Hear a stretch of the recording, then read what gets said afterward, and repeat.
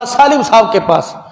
انہوں نے خواب سنائی، اٹلی کے اندر ایک بنگلہ دیشی ہے مامون، اس کو خواب آیا۔ پھر یہ بات بنگلہ دیش کے مرکز میں گئی، پھر بنگلہ دیش کے ممبر پر یہ بات،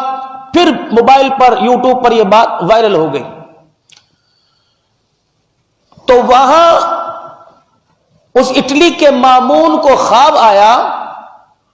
کہ جو یہ کرونا وائرس ہے نا، یہ انسانی شکل میں میرے خواب میں آیا۔ دیکھو اللہ دکھاتے ہیں،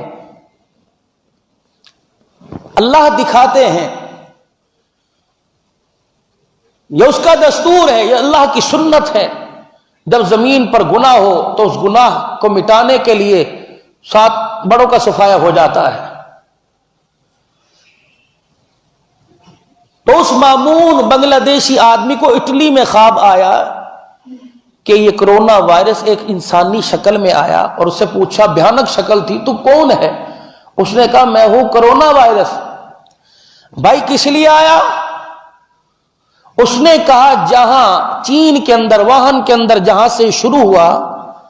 وہاں 3 چینیوں نے ایک عائشہ نامی عورت سے ریپ کیا، زیادتی کی، اور اس کے منہ پر پٹی باندھی۔ میرے موبائل کے اندر بھی ہے، اگر کہو تو میں آپ کو شیئر کر دوں گا، اور آگے پوری دنیا کے اندر ہے تو اور بڑے بڑے عالم، مولانا سالم صاحب ہو گئے، مولانا عبد الرحیم لبادہ صاحب، یہ کوئی عام آدمی جب یہ ممبر پہ بیٹھ کے بات کر رہے ہیں تو اتھینٹک ان کی بات، مضبوط بات ہے ان کی۔ تو کہنے لگے کہ خواب کے اندر کہ میں کرونا وائرس ہوں، وہاں جہاں سے یہ چائنا میں شروع ہوا تھا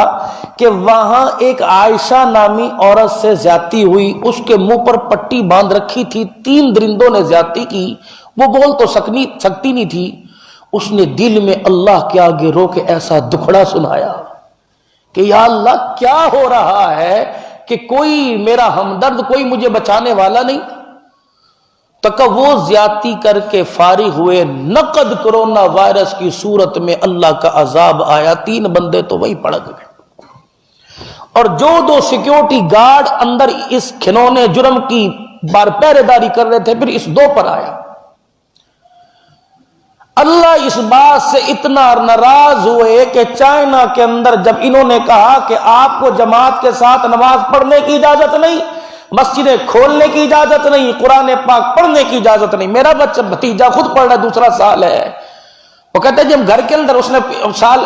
اپنی وہیں پہ ہاسٹل کے اندر تراویح پڑھائی، میں کہا باہر ہم سجدہ نہیں کر سکتے، 2 آدمی مل کر نماز، جو پوری دنیا کی سپر پاور بنا ہوا تھا ٹیکنالوجی کے اندر